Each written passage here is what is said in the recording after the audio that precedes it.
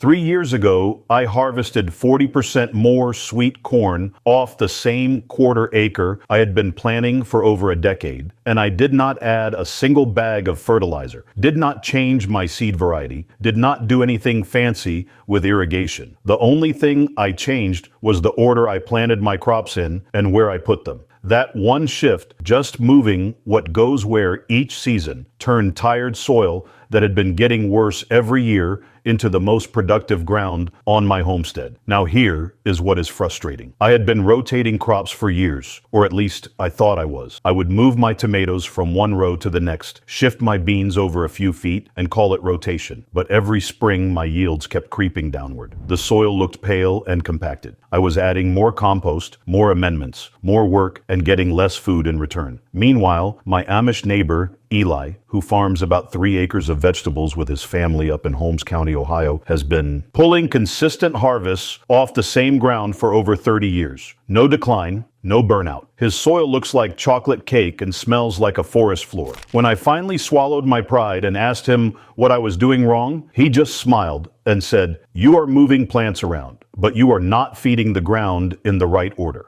That conversation changed everything. Today I am going to walk you through the exact crop rotation system Eli taught me. The same method his family and dozens of Amish homesteads across Holmes County and Lancaster County, Pennsylvania, use to keep their soil fertile year after year without buying synthetic fertilizer. I will show you the specific 4-group sequence, exactly how to map it onto your garden no matter what size you are working with, and the science behind why this order matters so much. And stay with me to the end because I will share a simple Amish cover crop trick that builds even badly depleted soil in a single off-season. Something I wish someone had told me 20 years ago. I want to be honest about something before we get into the method. I thought I understood crop rotation. I really did. For close to 2 decades, I moved my crops around every year, felt good about it, and assumed I was doing what the books recommended. But what I was actually doing was shuffling the same types of plants into slightly different spots without any logic behind the sequence. I would put tomatoes where peppers had been, which is the same plant family. I would follow corn with squash, which are both heavy feeders, and then wonder why my squash looked stunted. If you have been rotating your crops but your soil still seems tired, your yields still seem flat, you are not alone. I was right there with you, doing the work but missing the principle behind it. Then I started spending time around Eli's farm and watching how his family plans their garden, and I saw something that completely reset my thinking. Rotation is not about moving plants. It is about feeding the soil in a cycle that keeps it in balance without outside inputs. Let me paint you a picture of how Eli's family actually plans their season. Every winter, before a single seed gets ordered, his wife Rebecca sits down at the kitchen table with a hand-drawn map of their garden plots. She has 4 maps, one for each year, and they rotate through them on a repeating cycle. There is no guesswork. The same sequence has been followed on that land since Eli's father started farming it. There's a concept the Amish call ordnung, which means order or discipline. It is the unwritten code that governs daily life in Amish communities, from how they dress to how they farm. And when it comes to the garden, ordnung shows up as a deep commitment to doing things in the right sequence, not because someone told them to, but because generations of practical experience proved that the sequence works. These are families with 8, 10, sometimes 12 people at the dinner table. Every square foot of that garden has to produce and produce reliably year after year. They cannot afford to experiment with fads or skip a step because it is inconvenient. The rotation sequence is not tradition for tradition's sake. It is a survival strategy refined over centuries by people who depended on that soil for everything. And what Eli helped me understand is that if you get the order right, the soil does most of the work itself. You stop fighting decline and start building abundance. Here is exactly how it works. The first thing you need to understand is that not all crops take the same things from the soil, and some crops actually give back. The Amish rotation system divides everything you grow into 4 groups based on what each group does to the ground. Group 1 is heavy feeders. These are the crops that pull the most nitrogen and nutrients out of your soil. Tomatoes, peppers, corn, squash, cucumbers, melons, and eggplant all fall here. Group 2 is legumes, your nitrogen fixers. Beans, peas, lentils, and any other legume. These plants partner with bacteria in the soil to pull nitrogen from the air and convert it into a form that stays in the ground. Group 3 is light feeders, crops that need less nitrogen and do well in soil that has already had a season to partially recover. Root vegetables like carrots, beets, turnips, parsnips, radishes, and onions go here.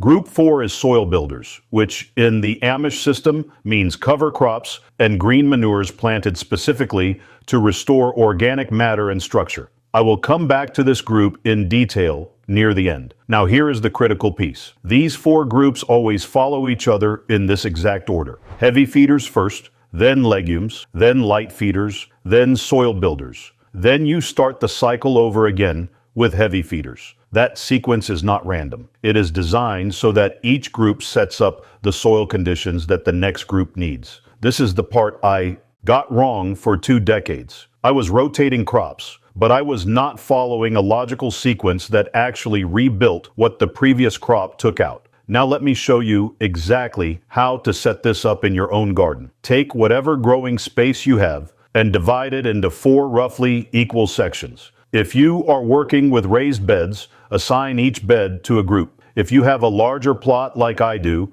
divide it into 4 quadrants. Draw it out on paper. Label one section heavy feeders, 1 legumes, 1 light feeders, 1 soil builders.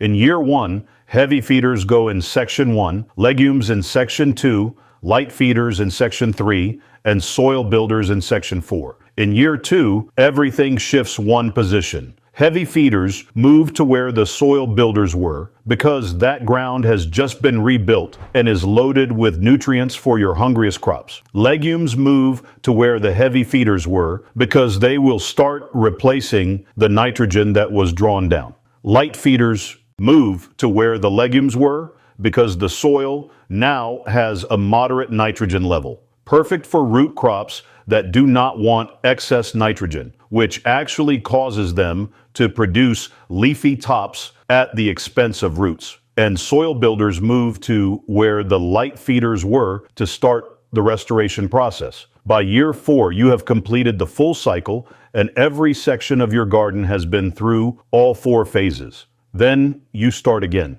Eli has been doing this for over 30 years on the same plots, and his soil, organic matter, has steadily increased the entire time.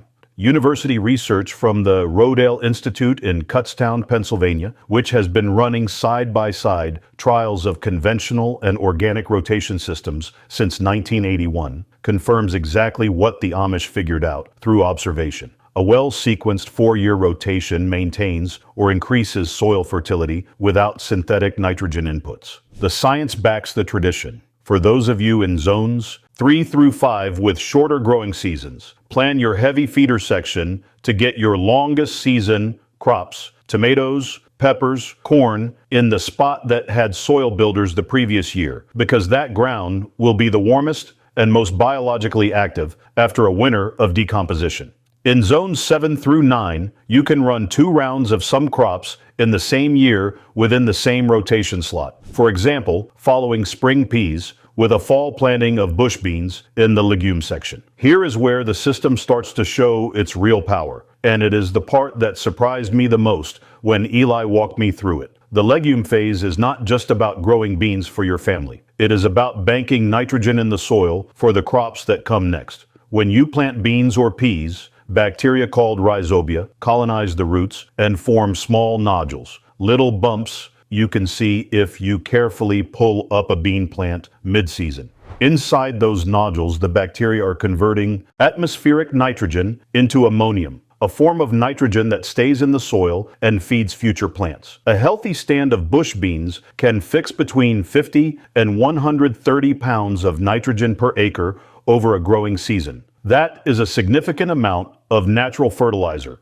being deposited directly into your ground for free. But here is the detail Eli taught me that most gardening books leave out. When you harvest your beans, do not pull the plants out by the roots. Cut the stems at soil level and leave the root systems in the ground. Those nodule-covered roots will decompose over winter and release their stored nitrogen slowly. right when your next crop needs it. If you rip the roots out, you are literally throwing away the nitrogen your legumes just spent all season producing. I made this mistake for years. I would pull my bean plants out at the end of the season, toss them in the compost pile, and unknowingly remove most of the nitrogen benefit from the rotation. Once Eli showed me why the Amish always cut and never pull, my heavy feeder yields the following year jumped noticeably. My sweet corn ears were fuller. My tomato plants were darker green and more productive. The soil was doing the work because I finally let it keep what the legumes put in. For the legume section, plant a mix if you can. Eli's family runs pole beans up one side and bush peas on the other, then follows the peas with a late summer planting of cowpeas or soybeans that fixes even more nitrogen before frost. If you are in zones 6 through 9, you have time for that second legume planting. In zones 3 through 5, stick with one main legume crop and plant a winter cover of crimson clover, which is also a legume. After harvest, if you can get it in the ground at least 4 to 6 weeks before your first hard frost. Now, I want to take a minute here because if you are finding this useful, what I have shared so far is really just one piece of a much bigger system. I put together something called Homestead Hank's 30-day Amish Garden Protocol. It is a complete guide that covers not just rotation, but soil revival methods, natural pest defense, water-wise design, and a full year-round harvest plan based on 40 years of learning from Amish neighbors. It is $19.99, and you can grab it by scanning the QR code on screen right now or clicking the link in the description. Everything in it is designed for people who are serious about feeding their families from their own ground. All right, let's keep going. The light feeder phase is where your root vegetables shine. And understanding why they come third in the sequence makes a real difference in your harvest quality. Root crops like carrots, beets, parsnips, and turnips actually perform worse in heavily fertilized soil. If there is too much available nitrogen, these plants put their energy into growing big leafy tops instead of developing the roots you actually want to eat. I learned this the hard way. For years, I planted carrots in my best, most amended soil and kept getting beautiful green foliage with stubby little roots underneath. I thought it was a watering problem. It was a nitrogen problem. By placing root vegetables in the third year of the rotation, after legumes have added a moderate nitrogen boost,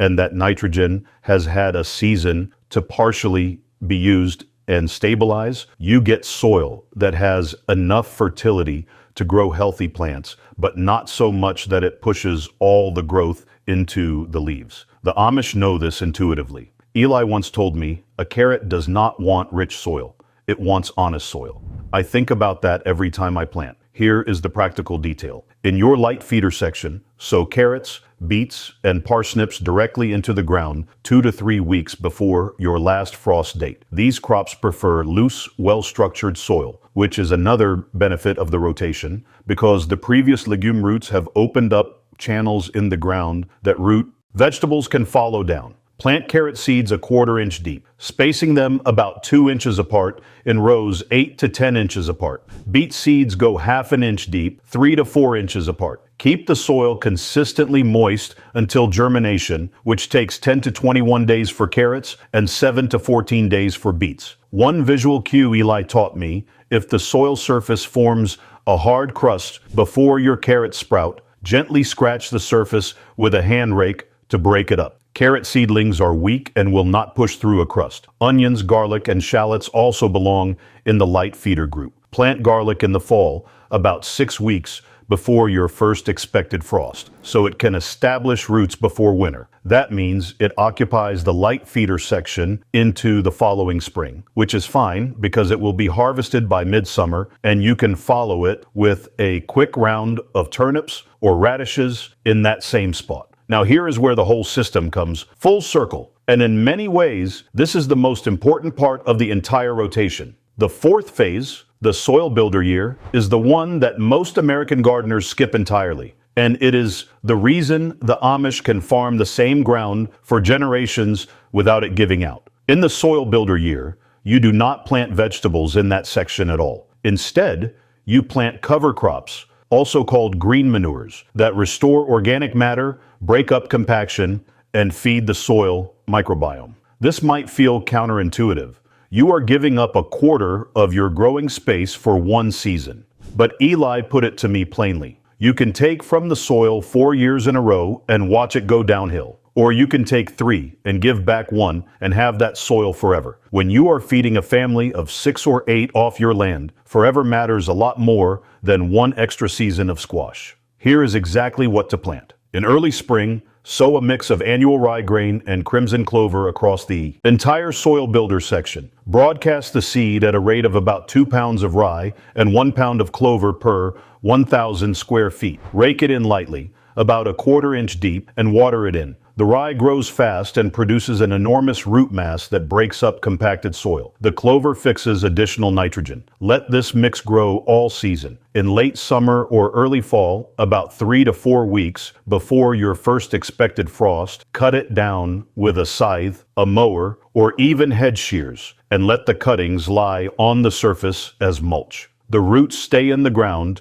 to decompose over winter. By the following spring, when that section rotates back to heavy feeders, you will have soil that is darker, looser, and more biologically active than any amount of bagged fertilizer could produce. I tested this on my own homestead by taking soil samples before and after the first full 4-year cycle. Organic matter went from 2.8% to 4.6%. That is a dramatic improvement, and it happened without buying a single bag of synthetic amendment. If you are in zones 7 through 9, you can plant a summer cover crop of buckwheat first. Let it flower for the pollinators, then cut it down and follow with the rye and clover mix in fall for a double benefit. In zones 3 through 5, get the rye and clover in as early as the ground is workable in spring and let it grow as long as possible before cutting. Let me share a few patterns I have noticed over the years. Things that most of us do without realizing how much they cost us in the long run. The first pattern is rotating crops within the same plant family and thinking it counts.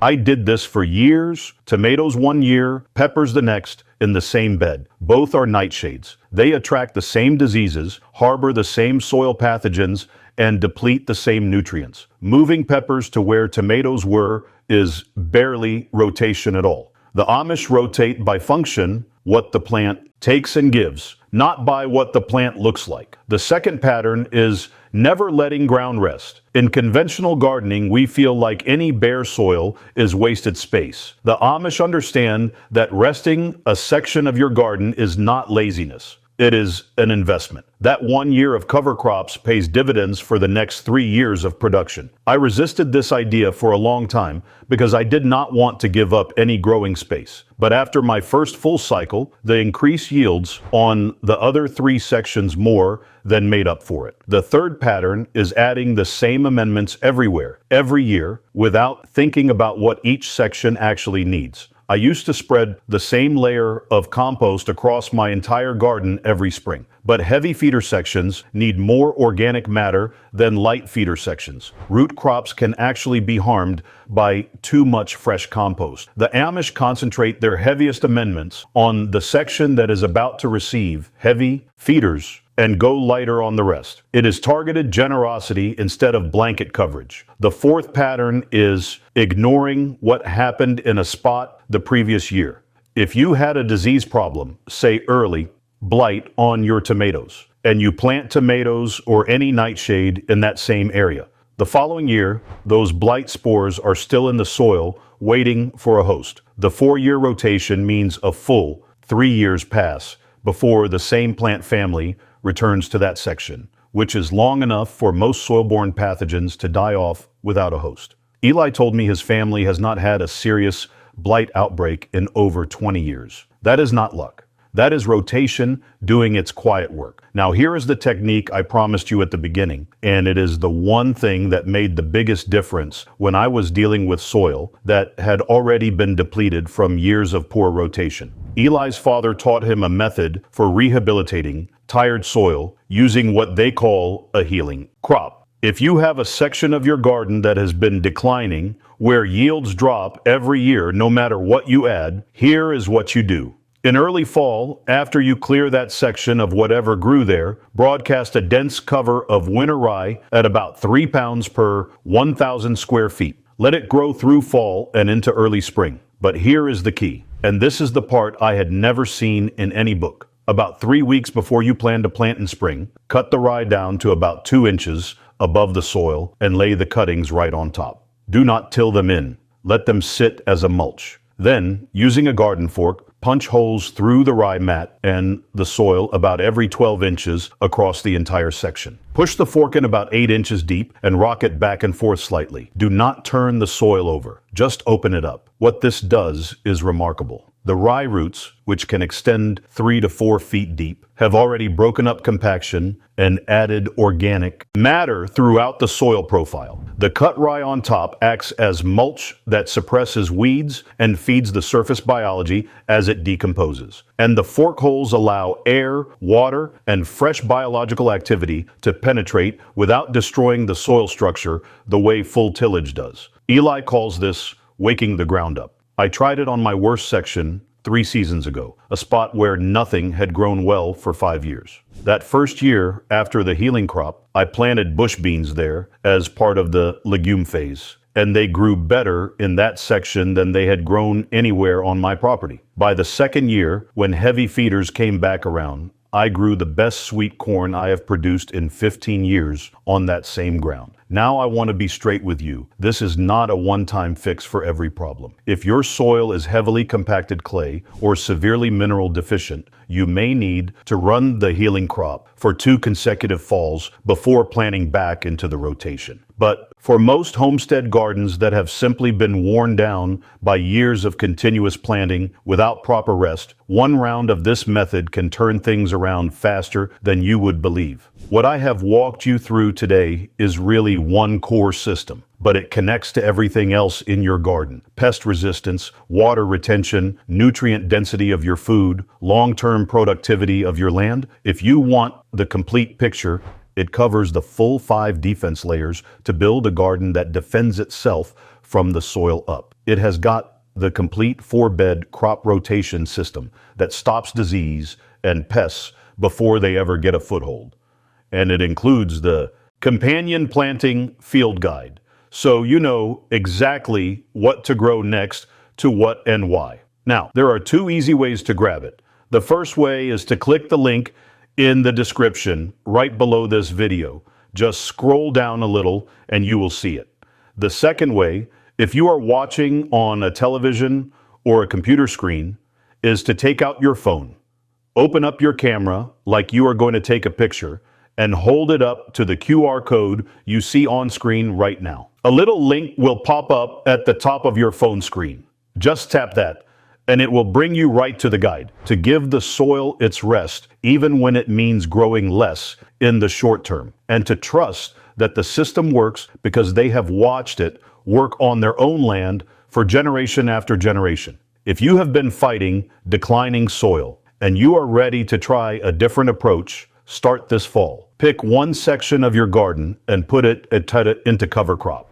Draw your 4-section map. Plan next year's plantings by group. Give it one full cycle, 4 years, and I think you will see what I saw, soil that gets better every year instead of worse. If you try this, I would love to hear about it in the comments.